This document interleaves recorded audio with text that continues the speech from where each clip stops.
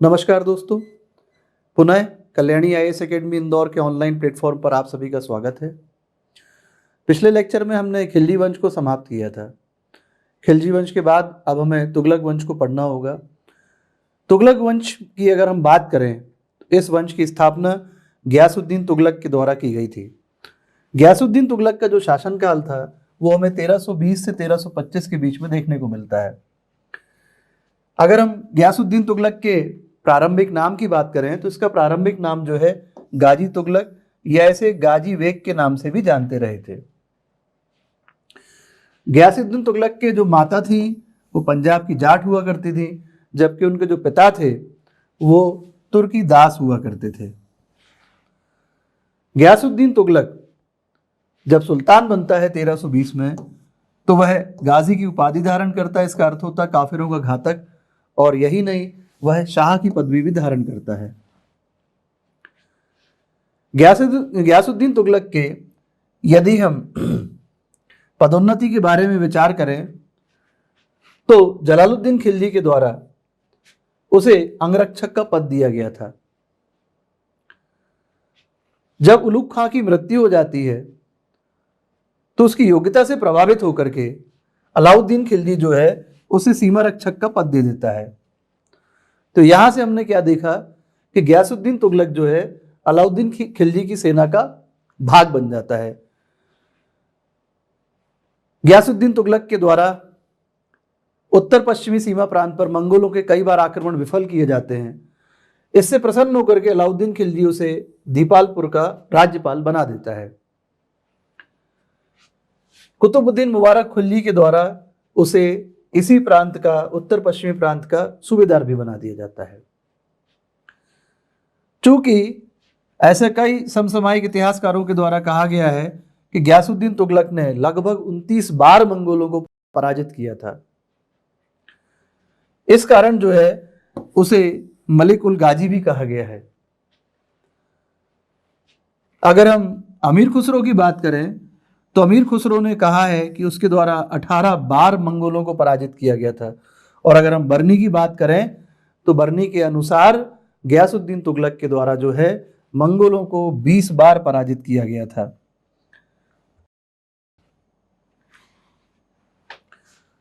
अब आइए हम लोग पढ़ते हैं गयासुद्दीन तुगलक के द्वारा किए गए प्रशासनिक सुधारों को। तो सबसे पहले हम बात करेंगे कि किस प्रकार से गयासुद्दीन तुगलक ने अपनी आंतरिक स्थिति को सुदृढ़ किया। जब हम प्रशासनिक सुधार करेंगे तो सबसे पहले हमें यह देखना पड़ेगा कि जो हमारे जो इंटरनल मैटर्स हैं हम उनको किस तरह से स्ट्रॉन्ग करते हैं। तो यहाँ उसके द्वारा जो भी प्रचलित कानून थे उनका पहले तो संग्रह किया गया, और यही नहीं, उसके द्वारा उनको सबसे पहले अपने खुद के व्यक्तिगत जीवन में उनको लाया गया।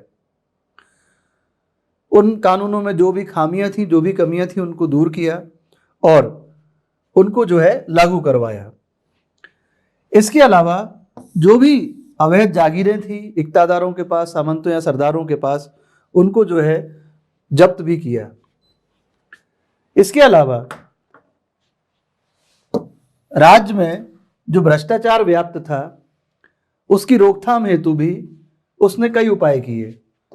तो उसकी सोच थी कि यदि मेरे द्वारा कर्मचारियों की जो वेतन है अगर मैं उनमें वृद्धि कर देता हूं तो उनके द्वारा जो भ्रष्टाचार किया जा रहा है तो शायद नहीं किया जाएगा।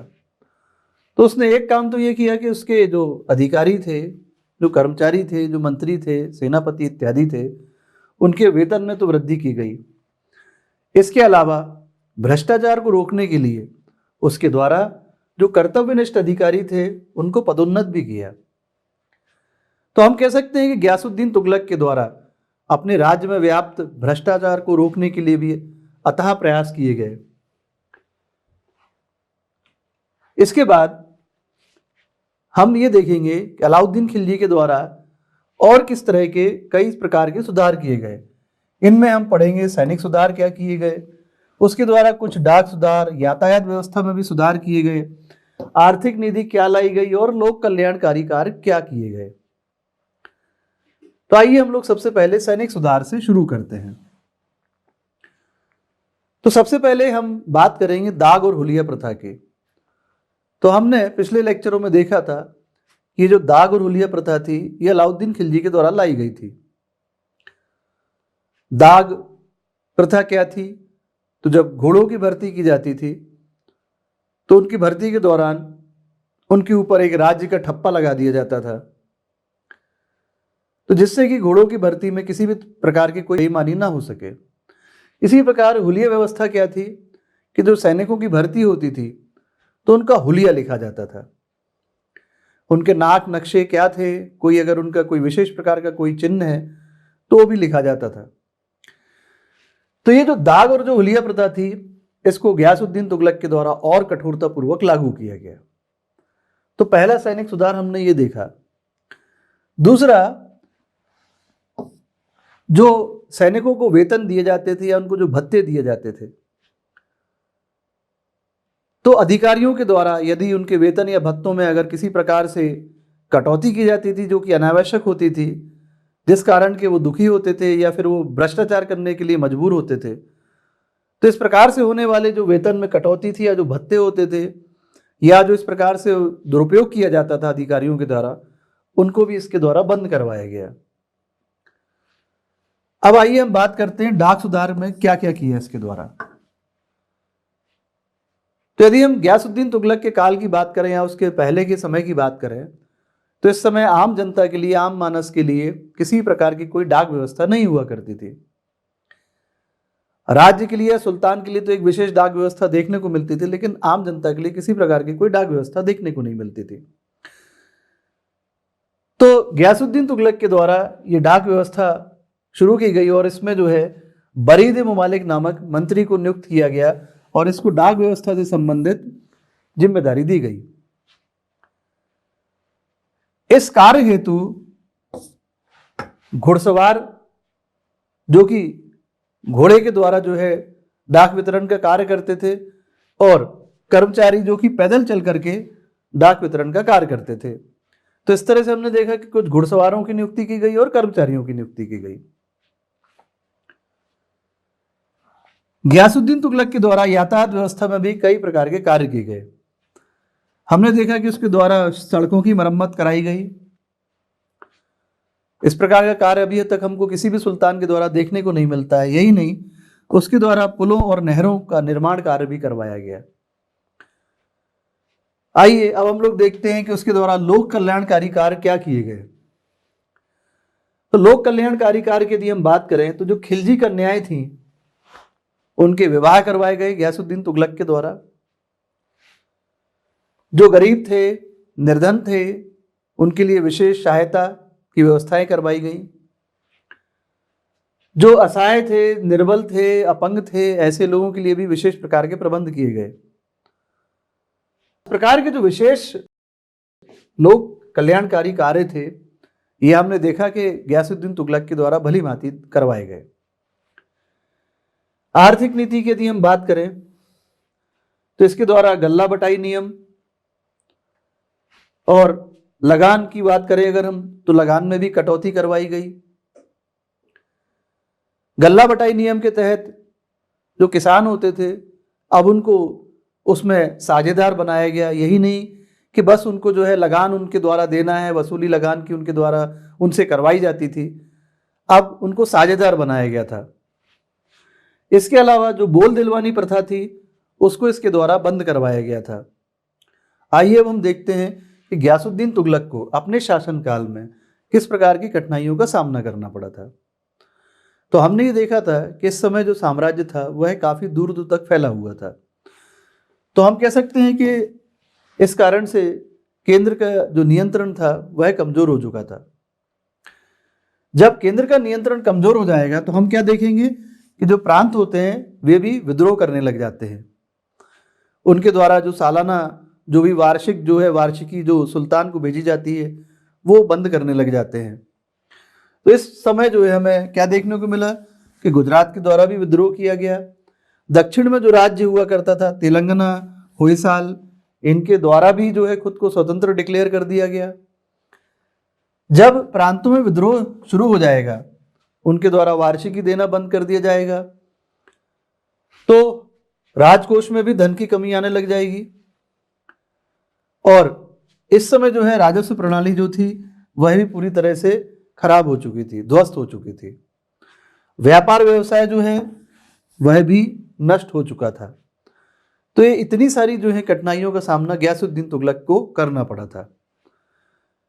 गयासुद्दीन तुगलक की मृत्यु के बाद हमें मोहम्मद बिन तुगलक को देखना होगा, जो कि गयासुद्दीन तुगलक के बाद दिल्ली सल्तनत का अगला सुल्तान बनता है।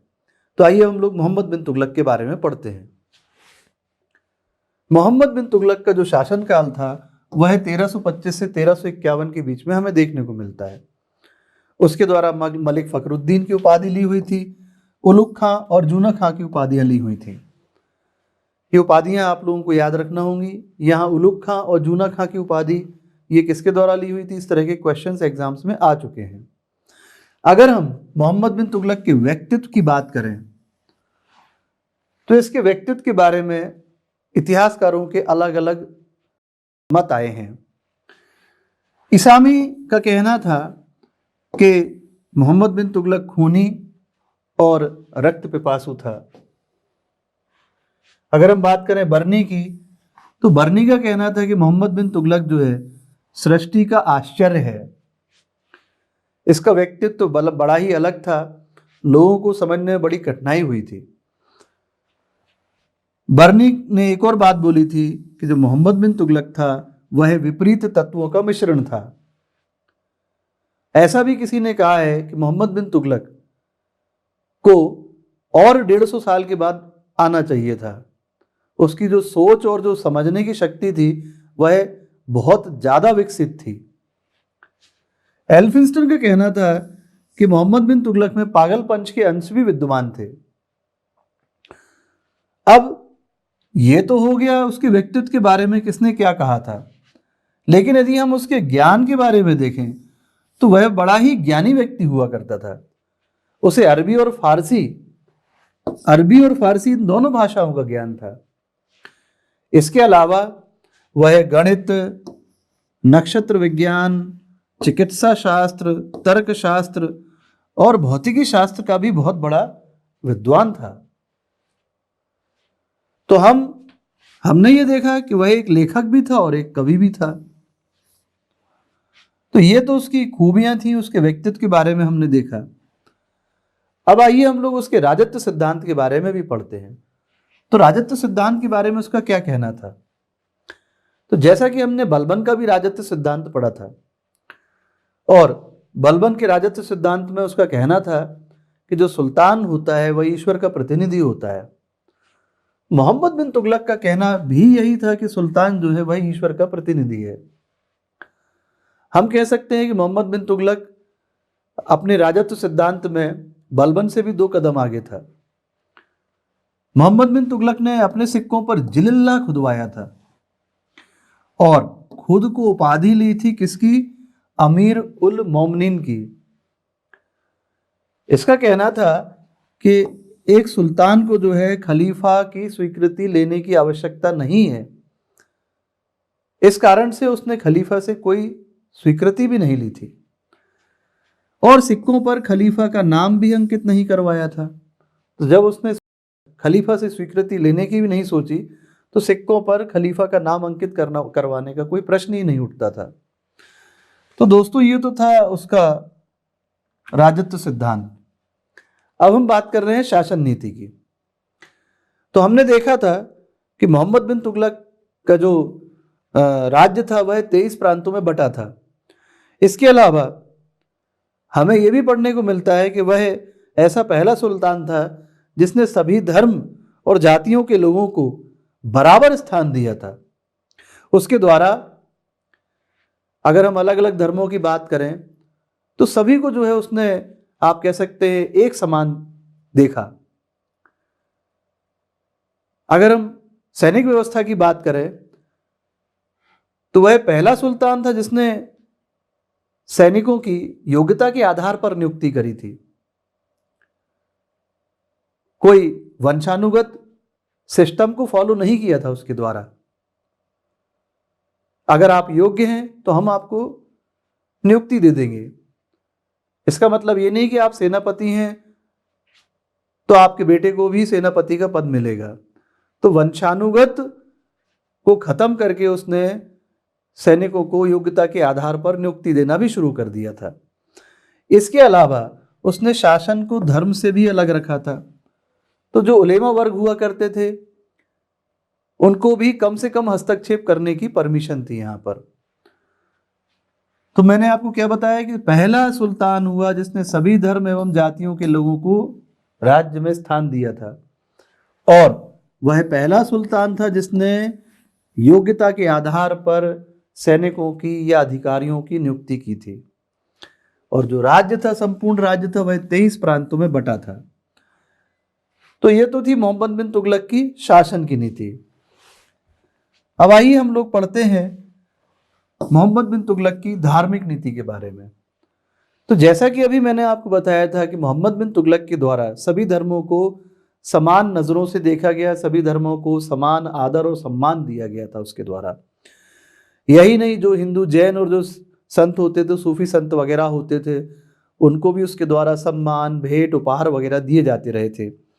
हिंदुओं के लिए धर्मशालाएं बनवाना, गौशालाएं बनवाना, ये भी हमें इतिहासकारों के द्वारा पढ़ने को मिला है कि मोहम्मद बिन तुगलक के द्वारा इस प्रकार के भी निर्माण कार्य करवाए गए थे। यही नहीं, उसके द्वारा जो हिंदुओं के धार्मिक त्यौहार होते थे उसमें भी वह भाग लेता था। तो दिल्ली सल्तनत का वह पहला सुल्तान हुआ था जिसने कि होली त्यौहार में भी भाग लिया था। ये एक क्वेश्चन अलग से बनता है कि दिल्ली सल्तनत का पहला कौन सा सुल्तान था जिसने कि होली के त्यौहार में भाग लिया था। तो जैसा कि मैंने आपको बताया था कि इसके द्वारा सभी धर्मों को समान आदर दिया गया। इसके अलावा जो भी हिंदू, जैन, सूफी संत होते थे उनको अपने दरबार में संरक्षण देना, जो भी उसको लगता था कि हाँ भाई मुझे सम्मान या भेंट वगैरह देना चाहिए तो वो भी उसने दी। हिंदुओं के लिए धर्मशालाएं, गौशालाएं इत्यादि बनाई, अनुदान राशियां वगैरह भी दी गई उसके द्वारा। तो यहाँ जैसे कि मैंने आपको बताया कि हिंदू, जैन, सूफी संत वगैरह को भी उसके द्वारा संरक्षण दिया गया। तो मैं बात कर रहा हूँ जिन प्रभा सूरी, जम्बूजी, राजशेखर इत्यादि, इन सभी को इसके द्वारा संरक्षण दिया गया था। तो एक क्वेश्चन हो सकता है इस तरह का पूछा जाए कि जिन प्रभा सूरी या जम्बूजी या राजशेखर को किसके द्वारा संरक्षण दिया गया था, तो मोहम्मद बिन तुगलक था। जैसा कि हमने देखा कि सभी धर्मों को समान नजर से उसके द्वारा देखा गया। अजमेर शरीफ, अजमेर दरगाह जाने वाला भी यह दिल्ली सल्तनत का प्रथम सुल्तान हुआ। इसके अलावा जैसा कि मैंने आपको बताया था कि उसके द्वारा जो हिंदुओं के धार्मिक त्यौहार होते थे उसमें भी वह भाग लेता था। तो होली में भाग लेने वाला वह दिल्ली का प्रथम शासक हुआ था। तो ये तो थी मोहम्मद बिन तुगलक की धार्मिक नीति। आइए अब हम लोग मोहम्मद बिन तुगलक की जो योजनाएं थी उनको भी डिस्कस करते क्या क्या थी। 1325 में दोआब में कर वृद्धि की जो योजना लागू की गई थी उसके द्वारा। तो दोस्तों, जो दोआब का जो क्षेत्र होता है वो काफ़ी उपजाऊ होता है। तो मोहम्मद बिन तुगलक ने ये सोचा कि क्यों ना इस क्षेत्र में मैं कर को बढ़ा दूं। तो उसके द्वारा 1/10 से लेकर 1/20 तक यहाँ पर कर में वृद्धि कर दी गई। उसकी सोच थी कि दोस्तों यहाँ से मेरे जो है राजकोष में काफ़ी वृद्धि होगी। लेकिन हुआ क्या कि वहाँ पर अकाल पड़ जाता है। उस समय वहाँ अकाल पड़ जाता है और लोगों की जो है फसलें नहीं हो पाती हैं, पैदावार नहीं हो पाती है। अब इससे पहले उसने क्या क्या किया था, अगर हम उसके कार्य देखें तो उसने आय व्यय का रजिस्टर बनाया। इस कार्य के लिए शताधिकारियों की नियुक्ति करी और चराई एवं घरी कर लगाया गया। तो जब अकाल पड़ जाता है तो उसके बाद हमने क्या देखा, परिणाम क्या हुआ कि चूंकि फसल पैदावार वगैरह नहीं होती है और अधिकारियों के द्वारा अत्याचार से जो है कर की वसूली की जाने लग जाती है, तो किसानों की स्थिति कैसी होती है, वो खराब होने लग जाती है। वो गलत कार्यों में लिप्त होने लग जाते हैं, चोरी डकैती इत्यादि करने लग जाते हैं, विद्रोह भी होने लग जाते हैं। और हमने क्या देखा कि कृषकों के ऊपर अनावश्यक बोझ की स्थिति बनने लग जाती है। तो हुआ क्या कि मोहम्मद बिन तुगलक यह चाहता था कि कैसे भी उसकी जो है राजकोष में वृद्धि हो जाएगी, लेकिन उसको इस तरह की जो अराजकता फैलने लग जाती राज्य में, उसे रोकने के लिए और वो कई कार्य कराने लग जाता है, जैसे कि कुओं का निर्माण, नहरों का निर्माण, जिससे कि क्या हो कि फसल की पैदावार फिर से होने लग जाए, किसानों की स्थिति सुदृढ़ होने लग जाए। तो इसके लिए वह इस तरह के निर्माण कार्य करवाता है। तो उल्टा क्या होता है कि राजकोष वापस उसका खाली हो जाता है। तो क्या हुआ कि जो दुआब में कर वृद्धि की जो योजना थी वो विफल हो जाती है। दूसरी जो योजना थी, उसकी दूसरी योजना थी राजधानी परिवर्तन की 1326 से 1327 के बीच में। तो दिल्ली से दौलताबाद जो है, या दिल्ली से आप कह सकते हैं देवगिरी, राजधानी परिवर्तन की योजना उसके द्वारा बनाई जाती है। राजधानी परिवर्तन के पीछे जो कारण बताए गए हैं उसमें से एक कारण ये रहा है कि उसकी सोच थी कि कैसे भी उत्तर भारत और दक्षिण भारत के बीच में सांस्कृतिक एकता स्थापित हो सके। किसी इतिहासकार का कहना था कि जो मंगोलों के आक्रमण हो रहे थे उनसे बचने के लिए वह उसने जो है अपनी राजधानी परिवर्तन करने की योजना बनाई थी। खैर, जो भी कारण रहा हो, राजधानी परिवर्तन के लिए उसने कई प्रकार के जो है निर्माण कार्य कराए। सड़कों का निर्माण कराया देवगिरी तक दिल्ली से, रास्ते में रुकने के लिए धर्मशालाएं, खाने की व्यवस्था हेतु छोटे छोटे होटल, भोजनालय वगैरह बनवाए। कुल मिलाकर के काफ़ी व्यय किया और देवगिरी का नाम भी बदला और उसका नाम बदल के कुतुबुल इस्लाम रखा। उसके द्वारा एक दिन तय किया गया था कि इस दिन जो है सभी दिल्ली वासियों को दिल्ली से पलायन करना होगा। वह दिन भी आता है, सभी दिल्ली वासी जो है दिल्ली से पलायन करने के लिए तैयार भी रहते हैं। ऐसा भी पढ़ने में आया है कि उसके द्वारा जब सभी पलायन कर जाते हैं तो उसके द्वारा अपने सैनिकों को दिल्ली में भेजा जाता है, यह देखने के लिए कि कहीं कोई दिल्ली में रह तो नहीं गया है। वह स्वयं अपने महल की छत पर खड़े होकर के देखता है तो दूर दूर तक उसको कहीं अलाव जल रहा था तो कहीं कुत्ते इत्यादि दिखाई दे रहे थे। जब उसके सैनिक लौट के आते हैं तो वे बताते हैं कि एकमात्र एक जो है एक लंगड़ा व्यक्ति बचा था। तो उसके द्वारा आदेश दिया जाता है कि इसको भी जो है किसी बैलगाड़ी के पीछे बांध दिया जाए। तो देवगिरी जो है बताते हैं कि उसका पैर अकेला पहुंचता है। तो सभी दिल्लीवासी दिल्ली से देवगिरी पलायन भी करते हैं, देवगिरी पहुंच भी जाते हैं, लेकिन वहां पहुंचने के बाद जो है लोगों का विद्रोह होता है और कुछ समय के बाद उसे वापस जो है दिल्ली वापस आना पड़ता है। तो इसका परिणाम हमने क्या देखा? परिणाम क्या हुआ कि राजकोष पर अत्यधिक भार पड़ता है, राजकोष खाली हो जाता है, लेकिन दौलताबाद जो है वह इस्लामी शिक्षा का केंद्र बन जाता है। दोस्तों, ये जरूर याद रखिएगा कि इसका परिणाम क्या होता है कि दौलताबाद जो है वह इस्लामी शिक्षा का केंद्र बन जाता है। अगली योजना उसकी क्या थी? सांकेतिक मुद्रा का प्रचलन 1328 से 30 के बीच में उसके द्वारा चलाई गई थी। क्या किया गया था इसमें? तो जो चांदी के सिक्के थे उसके स्थान पर उसके द्वारा कांसे के सिक्कों का प्रचलन करवाया था। कुल मिलाकर के उसने क्या डिक्लेयर कर दिया था कि अब कांसे के सिक्के जो है उनका मूल्य किसके बराबर हो गया है? अब चांदी के सिक्कों का। उसके द्वारा अरबी और फारसी भाषाओं में लेख भी लिखवाए गए सिक्कों पर। तो परिणाम क्या हुआ कि घर घर में टकसाल खुल जाती है, घर घर में जो है इस प्रकार के सिक्के बनाए जाने लग जाते हैं। जब इस तरह की खबर उसको पता पड़ती है तो वह निवेदन करता है निवासियों से कि आप लोग ये टकसालें बंद कर दें और बदले में जिसके पास जितने कांसे के सिक्के हैं वो लेके आए, उतने वजन के मैं चांदी के सिक्के आपको दे दूंगा, लेकिन आप ये जो टकसालें चल रही हैं वह बंद कर दें। तो लोग जो है अपने कांसे के सिक्के लाते हैं, बदले में चांदी के सिक्के ले जाते हैं और परिणाम क्या होता है? वापस राजकोष पर प्रभाव पड़ता है, राजकोष खाली हो जाता है भरने के बजाय। तो उसकी ये सांकेतिक मुद्रा प्रचलन की जो योजना थी ये भी विफल हो जाती है। इसके बाद अगली जो योजना लाता है वह खुरासान अभियान थी 1330-31 में। तो खुरासान को जो शासक था तरमाशरीन, इसके साथ जो है यहाँ आक्रमण करने की योजना बनाई जाती है। इसके लिए क्या कार्य किया जाता है? उसके द्वारा एक बहुत बड़ी विशाल सेना का संगठन किया जाता है और 1 साल का अग्रिम वेतन भी दे दिया जाता है उसके द्वारा। लेकिन उसके बीच क्या होता है कि मिस्र और ईरान में संधि हो जाती है। कुल मिलाकर के वहां की परिस्थितियों में बदलाव हो जाते हैं और जो तरमाशरीन था उसको अपदस्थ कर दिया जाता है। तो एशिया की राजनीति में बदलाव की स्थिति आ जाती है, तरमाशरीन को अपदस्थ कर दिया जाता है और इनका जो ये खुरासान अभियान था उसको ये बदल देते हैं, वहां आक्रमण करने की योजना को ये छोड़ देते हैं। तो कुल मिलाकर के खुरासान अभियान इनका फेल हो जाता है। इसके बाद 1337-38 में कराचिल अभियान, हिमाचल की तराई में ये कराचिल नामक जगह है, वहाँ इनकी सेना जाती है। शुरू में इन्हें सफलता भी मिलती है, लेकिन जब बारिश होने लग जाती है, सेना में बीमारियां फैलने लग जाती हैं और जो पहाड़ी निवासी थे उनके द्वारा दिल्ली का मार्ग अवरुद्ध कर दिया जाता है। इस कारण जो है भारी मात्रा में इनके सैनिक मर जाते हैं।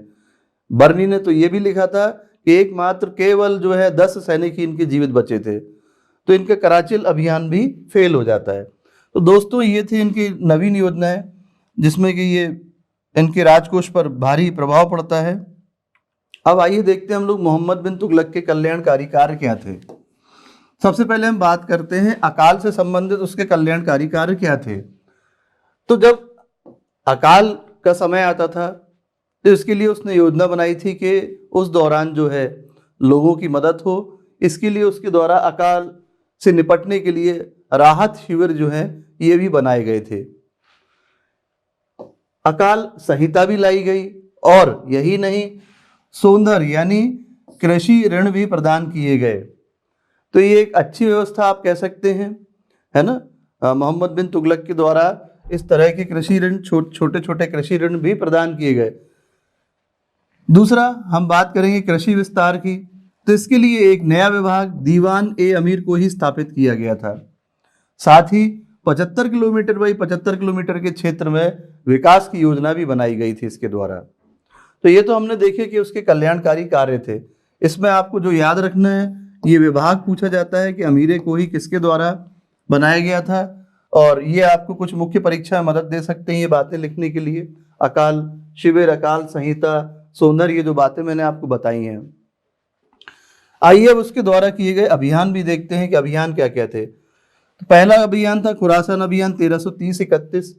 जैसा कि मैंने आपको नवीन योजना में भी बताया था कि खुरासान अभियान के लिए मोहम्मद बिन तुगलक के द्वारा सैनिकों को 1 साल का अग्रिम वेतन दिया गया था। बहुत बड़ी सेना का संगठन किया गया था। लेकिन जब मिस्र और ईरान में संधि हो जाती है, तर्माशरीन को अपदस्थ कर दिया जाता है, तो इसके द्वारा खुरासान अभियान को छोड़ दिया जाता है, खुरासान पर आक्रमण नहीं किया जाता है। तो क्या देखा हमने कि इसके राजकोष पर बहुत बड़ा प्रभाव पड़ा था, राजकोष रिक्त हो गया था। दूसरा अभियान नागरकोट अभियान 1337 में हुआ था। पंजाब में नागरकोट पर इसने आक्रमण किया था। यह अभियान इसका सफल हुआ था। तीसरा अभियान कराचिल अभियान 1337-38। जैसा कि मैंने अभी आपको बताया था, कराचिल अभियान हिमाचल की तराई में जो है कराचिल था। वहाँ इनकी सेना जो है फंस जाती है, बारिश के दिनों में बीमार हो जाते हैं सैनिक, और भारी मात्रा में जो सैनिक मरते हैं। क्यों? क्योंकि जो निवासी थे, पहाड़ी निवासी थे, उनके द्वारा जो है इसकी सेना का मार्ग अवरुद्ध कर दिया जाता है। इस कारण जो है वे निकल नहीं पाते वहाँ से। और बर्नी के द्वारा ये भी बताया गया था कि मात्र जो है 10 सैनिक ही इनके बचे थे। कराचिल अभियान जो है ये भी विफल हो जाता है। अब आइए देखते हैं शिक्षा एवं साहित्य के क्षेत्र में। तो इनके दरबार में जियाउद्दीन बर्नी और बद्र चाच, जिसे बदरुद्दीन भी कहा जाता था, ये दोनों इनके दरबार में रहते थे। अब जियाउद्दीन बर्नी के द्वारा तारीख फिरोज शाही और फतवाए जहांदारी, ये 2 की रचना की गई थी। दोनों आपको याद रखना, दोनों बहुत इंपॉर्टेंट हैं। बदरुद्दीन की बात करें तो दीवाने चाच और शाहनामा, इसमें से शाहनामा बहुत इंपॉर्टेंट है, ये आपको याद रखना होगा। आइए अब स्थापत्य कला से संबंधित उसकी बातें करें, क्या क्या निर्माण कार्य किए गए थे। तो आपको याद रखना होगा आदिलाबाद का किला एक, दूसरा राय पिथौरा का किला दिल्ली में, और जहांपना नगर, ये बहुत इंपॉर्टेंट है, इसको जरूर याद रखिएगा आप लोग। जहांपना नगर काफी पूछा जाता है एग्जाम्स में।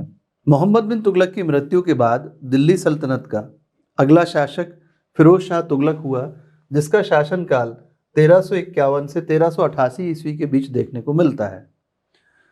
फिरोज शाह तुगलक का जन्म जो है 1309 ईस्वी में हुआ था। अगर हम बात करें इनके पिता की, तो इनके पिता का नाम रज्जब था, और इनकी माता जो थी वे अबूहर के राजपूत शासक भट्टी शासक के रणमल की पुत्री हुआ करती थी। फिरोज शाह तुगलक का जो राज्याभिषेक हुआ था ये सिंधु के तट पर थट्टा में हुआ था। फिरोज शाह तुगलक के बारे में ये कहा जाता है कि वह दासों का बहुत शौकीन था। ऐसा बताया गया है कि उसके दरबार में 1,80,000 से भी ज्यादा दास हुआ करते थे। इन दासों की व्यवस्था हेतु फिरोज शाह तुगलक के द्वारा एक अलग ही विभाग स्थापित किया गया था जिसका नाम दीवाने बंदगान था।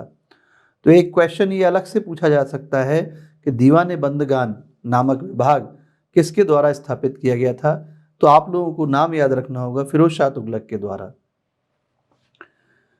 तो मैंने आपको बताया दासों का शौकीन था और सल्तनत कालीन में यह पहला शासक था जिसने 1376 ईस्वी में जजिया कर लगाया था। तो फिरोज शाह तुगलक के द्वारा कई तरह के जो कर प्रचलित थे, उस समय लगभग 24 कर थे जो अत्यंत कष्टदायक थे आम जनता के लिए। इन 24 करों को खत्म किया गया था और मात्र 4 कर जजिया, जकात, खराज और खुम्स, इन 4 करों को ही लागू किया गया था। तो अगर हम बात करें जजिया की, तो ये जो जजिया कर था ये अपंग, वृद्ध, महिला और ब्राह्मण इन लोगों से नहीं लिया जाता था। लेकिन फिरोज शाह तुगलक के द्वारा अब ब्राह्मणों पर भी जो है जजिया कर लगाया गया था। तो अगर मैं बात करूं एल्फिंस्टन की, तो इसने जो है फिरोज शाह तुगलक को सल्तनत युग का अकबर कहा है। तो ये क्वेश्चन भी एग्जाम में बहुत बार पूछा गया है कि फिरोज शाह तुगलक को दिल्ली सल्तनत का अकबर किसके द्वारा कहा गया है। तो यहाँ आपको नाम याद रखना होगा एल्फिंस्टन के द्वारा। आइए अब हम लोग पढ़ेंगे फिरोज शाह तुगलक के प्रशासनिक सुधार के बारे में। तो इसमें हम लोग सबसे पहले पढ़ेंगे फिरोज शाह तुगलक के द्वारा जो ऋण पंजिकाएं थीं उनको समाप्त किया गया था। फिरोज शाह तुगलक के पहले मोहम्मद बिन तुगलक का शासनकाल था और मोहम्मद बिन तुगलक के द्वारा 24 लाख टंका का ऋण जो है कृषकों को प्रदान किया गया था सौंधर के तहत। मैंने आपके साथ डिस्कस किया था कि सौंधर के तहत जो है ऋण जो है कृषकों को दिए गए थे। इन कृषकों के लिए अलग से ऋण पंजिकाएं बनवाई गई थीं और जिनके द्वारा ये ऋण लिए गए थे उनके नाम इन ऋण पंजिकाओं में अंकित करवाए गए थे। तो मलिक मकबूल के परामर्श पर फिरोज शाह तुगलक के द्वारा इन ऋणों को माफ किया गया था और समस्त ऋण पंजिकाओं को समाप्त भी कर दिया गया था। तो आपको ये याद रखना होगा अगर इस तरह का प्रश्न आता है एग्जाम में कि ऋण पंजिकाओं को किसके द्वारा समाप्त किया गया था, तो आपको याद रखना होगा फिरोज शाह तुगलक का नाम। इसके बाद हम लोग बात कर रहे हैं वजीर पद की नियुक्ति की। फिरोज शाह तुगलक के द्वारा अपने शासन में कई शासन अधिकारियों की नियुक्ति की गई थी। तो उसके शासन की का जो सफलता का जो श्रेय दिया जाता है वह इन शासन अधिकारियों को ही दिया जाता है। इनमें सबसे ज्यादा जो प्रमुख था वह था इसका वजीर जिसका नाम था मलिक ए मकबूल। तो हम कह सकते हैं कि इसका जो प्रशासनिक जो व्यवस्था थी वो सुदृढ़ थी, तो इसके शासन अधिकारियों के कारण, और उनमें प्रमुख था मलिक ए मकबूल। इसके बाद मैंने आपको यहाँ पर लिखा हुआ है रक्तपात एवं यातनाओं पर निषेध भी इसने लगाया। तो राजद्रोह करने पर जो कठिन दंड की व्यवस्था थी, अब इस तरह के जो कठोर दंड हुआ करते थे उनको समाप्त किया गया, उन पर निषेध लगाया गया था फिरोज शाह तुगलक के द्वारा। तो किसी इतिहासकार ने यह भी कहा था कि अगर फिरोज शाह तुगलक जो है वह एक सफल शासक हुआ तो उसके पीछे ये जो कठोर दंड की व्यवस्था थी उनको समाप्त करना था। इसके अलावा फिरोज शाह तुगलक ने राजस्व व्यवस्था और आर्थिक सुधार भी किए। तो यहाँ अगर हम राजस्व व्यवस्था की बात करें तो इसमें उसके प्रमुख 2 उद्देश्य थे। एक, प्रथम राज्य की आय में वृद्धि करना, और दूसरा जो कृषक थे, किसान थे, उनके ऊपर कर का बोझ कम करना। फिरोज शाह तुगलक के द्वारा जो कई 24 तरह के कर जो कष्टदायक कर थे उनको समाप्त किया गया था और केवल 4 कर कौन कौन से थे? जजिया, जकात, खराज और खुम्स इनको ही लागू किया गया था। तो दिल्ली सल्तनत में अगर आपसे पूछा जाए कि पहला सुल्तान कौन था जिसके द्वारा ब्राह्मणों पर भी जजिया कर लगाया गया था, तो वह कौन था? फिरोज शाह तुगलक था। तो अभी तक जजिया कर जो था वह अपंग, स्त्रियों, वृद्धों और ब्राह्मणों से नहीं लिया जाता था, लेकिन फिरोज शाह तुगलक के द्वारा अब जजिया कर को ब्राह्मणों से भी लिया जाने लग गया था। तो ये थी फिरोज शाह तुगलक की प्रशासनिक सुधार के बारे में। आइए अब हम लोग देखते हैं फिरोज शाह तुगलक के द्वारा किए गए कल्याणकारी कार्य। तो फिरोज शाह तुगलक के द्वारा दास विभाग की स्थापना की गई थी। तो जैसा कि मैंने आपको बताया था कि फिरोज शाह तुगलक के द्वारा उसके दरबार में बहुत दास थे, लगभग 1,80,000 के आसपास ये संख्या बताई गई है। तो इन दासों की व्यवस्था के लिए इसके द्वारा एक अलग विभाग भी बनाया गया था। उनकी शिक्षा संबंधी व्यवस्थाएं भी की गई थी। उनको विभिन्न कलाओं में भी शिक्षित किया जाता था, और यही नहीं, उनको व्यावसायिक संबंधी शिक्षा भी प्रदान की जाती थी। तो दीवाने बंदगान नामक विभाग जो है उसको स्थापित किया था, और दासों की देखरेख के लिए ऐसा किया गया था। इसके अलावा अगर हम देखें, फिरोज शाह तुगलक के द्वारा रोजगार दफ्तर भी स्थापित किया गया था। तो जो बेरोजगार व्यक्ति थे उनको रोजगार दिलाने का प्रयास भी फिरोज शाह तुगलक के द्वारा किया गया था। इसके अलावा अगर हम बात करें तो दान विभाग, जिसे दीवाने खैरात विभाग कहा गया है, तो ऐसे अनाथ व्यक्ति, विधवा महिलाएं, उनकी मदद के लिए, उनके भरण पोषण के लिए दीवाने खैरात नामक विभाग स्थापित किया गया था। इसके अलावा उसके द्वारा दीवाने इस्तिहाक, जो कि पेंशन विभाग था, स्थापित किया गया था। तो जो वृद्ध व्यक्ति थे या वृद्ध महिलाएं थीं, उनके भरण पोषण के लिए पेंशन विभाग दीवान इस्तिहाक नामक स्थापित किया गया था। इसके अलावा दारुल शफा या शिफा खाना, जो कि मरीजों के इलाज के लिए, गरीबों के इलाज के लिए व्यवस्था थी, जिसको शिफा खाना या दारुल शफा नाम दिया गया था, भी स्थापित किया गया था। तो ये फिरोज शाह तुगलक के समस्त जो है लोक कल्याणकारी कार्य थे। फिरोज शाह तुगलक के द्वारा सांस्कृतिक क्षेत्र में क्या कार्य किए गए? तो एक तो लोक निर्माण विभाग की स्थापना की गई थी उसके द्वारा। इसके अलावा कई भवनों की मरम्मत की गई, उनमें प्रमुख थी कुतुब मीनार, जामा मस्जिद दिल्ली की और अलाई दरवाजा।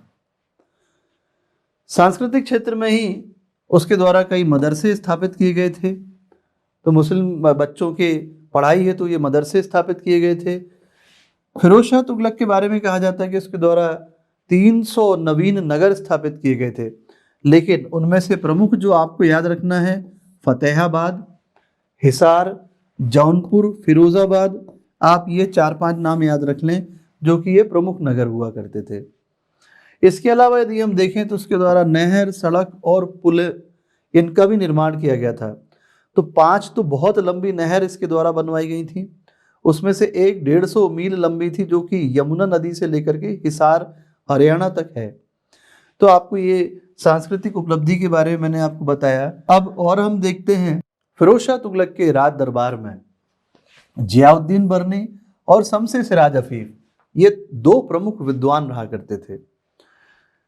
जियाउद्दीन बर्नी के द्वारा तारीख फिरोज शाही और फतवाए जहांदारी, और यदि मैं बात करूं शमसे सिराज अफीफ की, तो इसके द्वारा तारीख फिरोज शाही ये लिखी गई हैं। स्वयं फिरोज शाह तुगलक के द्वारा फुतुहात फिरोज शाही लिखा गया है।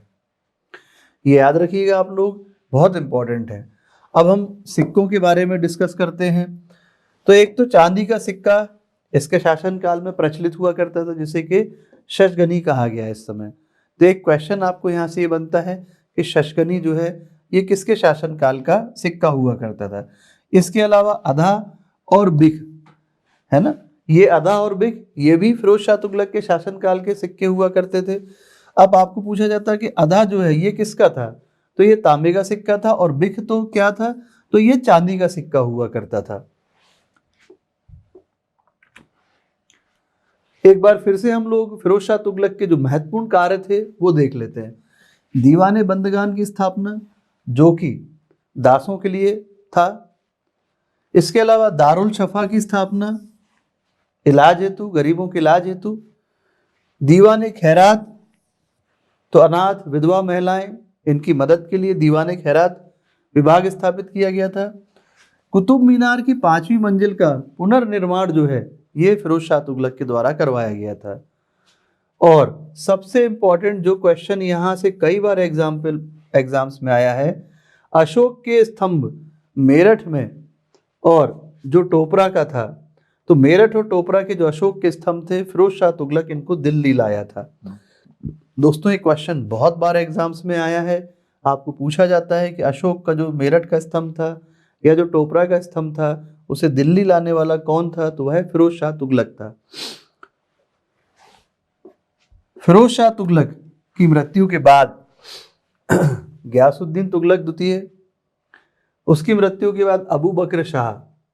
ये टाइम पीरियड आप लोग देख लीजिए, याद रखने की आवश्यकता नहीं है। नासरुद्दीन मोहम्मद शाह, उसकी मृत्यु के बाद अलाउद्दीन सिकंदर शाह, और अंतिम जो शासक हुआ वह था नासरुद्दीन महमूद शाह।